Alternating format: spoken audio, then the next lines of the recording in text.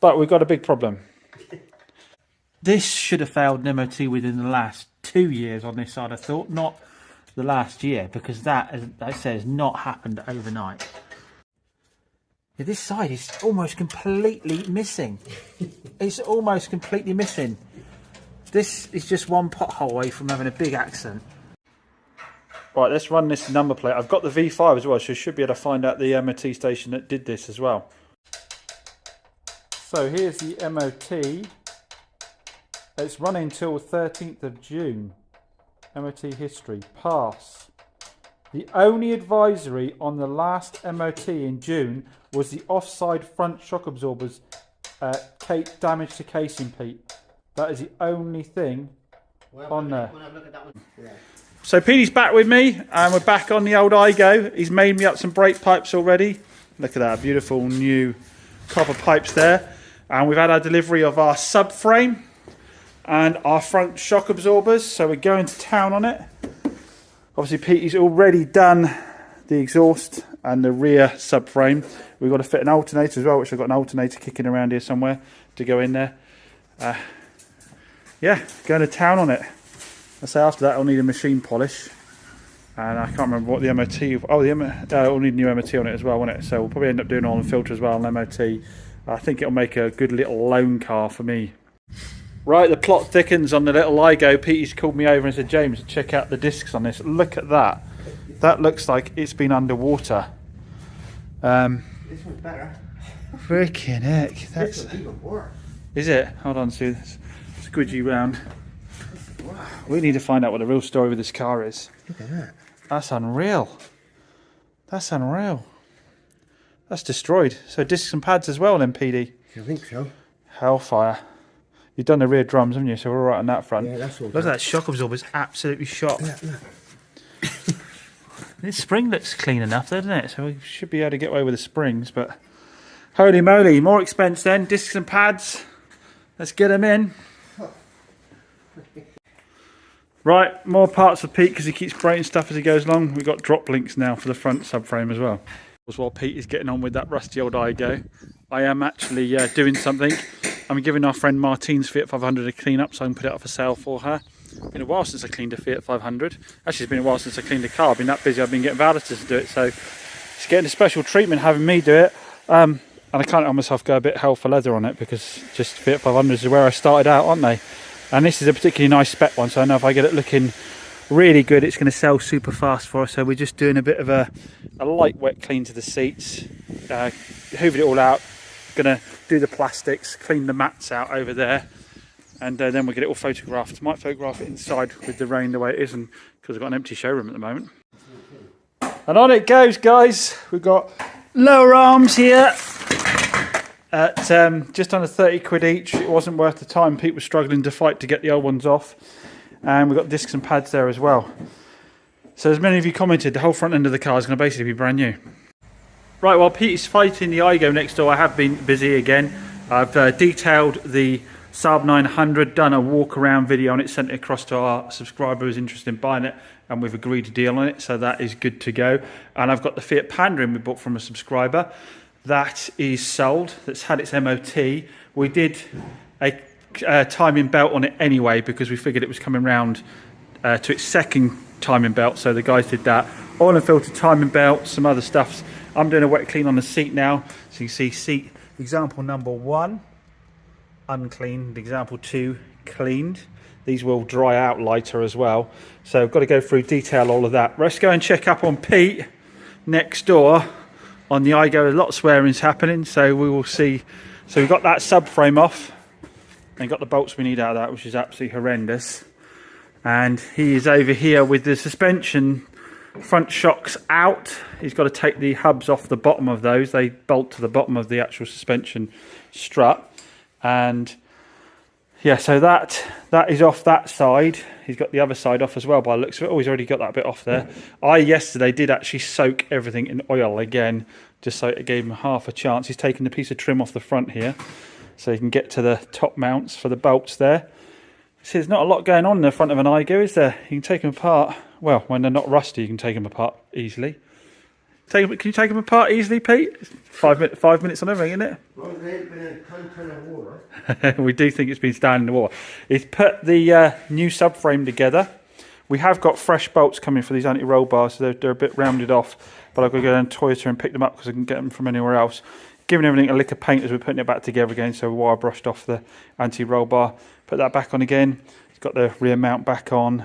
The engine mounts there. And the exhaust mount, I think that is. So yeah, here he is about to cut something else. I had to get my blowtorch and I had to get new cutting blades for the saw saw and new cutting blades for that. So yeah, that's all going to be stripped down. And the other thing is that unfortunately one of the bolts for the subframe, which fits into a captive nut inside the chassis leg, has worked itself off and is spinning round. So we're going to have to cut a little inspection hole in here, weld the nut back down again, and then weld that plate back in again. It's all fun. Well, this is fun. I was just giving the mirror caps a coating of Outro, leant on them just a bit and found it fell off because it's been glued together. I may well have been told that this was the case when I got it, I can't remember. But the car is due to go out tomorrow, and I don't have any of these kicking around, so I'm going to have to re-glue it with something else for the moment and tell the customer I've ordered one up. The annoying thing is I had one of these about a year ago. I accidentally ordered one incorrectly and I didn't keep it on the shelf. I sent it back, so or threw it away. Anyway, that's really annoying because the car was ready to go. Well, after a lot of fighting, Pete's got the front subframe off, and you can now see exactly how bad it is. That is a mounting bolt into the car. No, sorry, that's a mounting bolt for one of the arms there, and it is completely missing around the outside of where that mounts. Completely missing. This is the back these bolts go through to the body of the car. That's just rotten as a peach. Again, over here where the bolts go through for those lower arms, it's absolute Swiss cheese. This corner where it mounts to the back of the car, pretty much just falling off. It's absolutely horrendous. All hold on the front there. Now if you went along to buy this car because it had an existing MOT on it and you didn't crawl around underneath it, you could put, potentially, if this was your kid or something, you could have put them in an absolute death trap. Both these bolt holes here for the arms, these arms can just literally come out of the body, no problem at all. Unbelievable. We have got two new arms for this. We've got two new drop links for it. Obviously we've got the new subframe for it. All this we're replacing. If you want any more idea of how much of a death trap this thing was, look at the suspension. That's where the bottom of your spring sits. That's supposed to hold the bottom of the spring in place, and that's what your spring is pushing against when you're going through potholes and bumps and so forth. So how long before that spring just literally passed straight through that?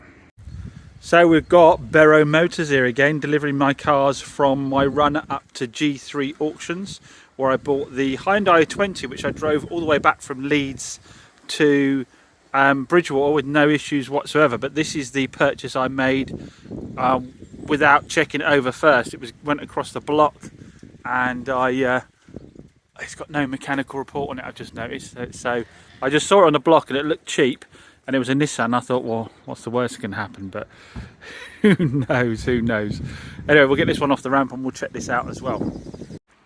So fueled by shortbread, dropped in by a nice customer. We're at a stage now where Pete's putting the new brake pads and brake discs on. Look at all that shiny new paint stuff. I've just put the pins into the lower arms, split pins in where they connect in there. We've got the exhaust almost back in place. Wire brushed these, sump down and gave that a coat of paint as well. We've got all those new struts in as well up there. Put all the trim back along the top underneath the windscreen there. Obviously we've been the parts that are supposed to be lubricated, Pete's lubricating as he goes along, so they should come apart if they need to be changed at some later date, although I can't see this car getting to a stage in life where anybody does this level of work to it again. So yeah, and like I say, underneath it's all been coated. There's some more to do at the back here, but all been coated with the Lanagard, I think it was, and then we'll wax all over the top of that. Just picked up the Fiat 500 we got from Ashton Barclay at auction with the shifting metal lad, which is Joe. I don't know why I said it like that. But yes, I went to Ashton Barclay with Joe. We bought a couple of cars each. I bought the automatic Swift, which I've still got over there, which is the challenge car. And I bought the Fiat 500, which he wanted me to have as the challenge car. So, I don't know, I might switch back again. I don't know if there's any rule that stops me doing that. Although I have put quite a bit of money into this. So it came with a new MOT, but the MOT had advisories. And you know, I don't do advisories here at Chops Garage unless there's some very, very specific reason for it, or it's underbody corrosion which has been treated, but they still won't knock it off. This was a nice low mileage. It only had 41,000 miles, 42,000 miles on it. A nice spec. It's the lounge with the glass roof. It's got the red leather, which is fairly rare on these as well. It's got nice alloys. We need to take the stripes off the side because they're faded, and it'll just be easier than doing anything else. Yeah, drove okay, just had some advisories on it. So I'll just go through what we had work done on that, what exactly we had done. I do it because it's, as always, raining. So, like I say, it wasn't a new MOT. They cleared the advisories on the last MOT. So they renewed centre and rear exhaust sections and clamped, which is probably a little excessive because on the Fiat 500s, when it says that they're rotten, it's normally just a shield around the outer casing, around the rear exhaust, that you can actually just pull off the car. But obviously, I gave it to them and said, just go ahead and do whatever. Renewed offside indicator bulb because I think it said it was faded. Renew offside and rear side coil springs. Oh, okay, so they replaced the coil springs on the rear of the car. They probably had corrosion on them. Again, we probably could have wire brushed them down and painted them and got that off, but they've replaced the springs instead. Rear serviced rear brakes. Find parts missing from near side adjuster. Okay, there's something missing from the adjuster. And then they did wheel alignment. So I was charged for a mount. What mount was that then? Okay, not sure what mount that was. Coil springs, clamp, exhaust, bulb. I mean, you can see here, again, the Moores guys looking after me, not charging me not at all there. £12.50 for each mount, £30 for each coil spring, £49 for the exhaust, £65 for the other protection of exhaust. Labour was £210, so £495.60 extra bunged on top. I say we like to do it properly around here. It could have gone out with the advisories on it. Nothing was absolutely major. Would have made it a cheaper car. Obviously, we need to get full retail for that now.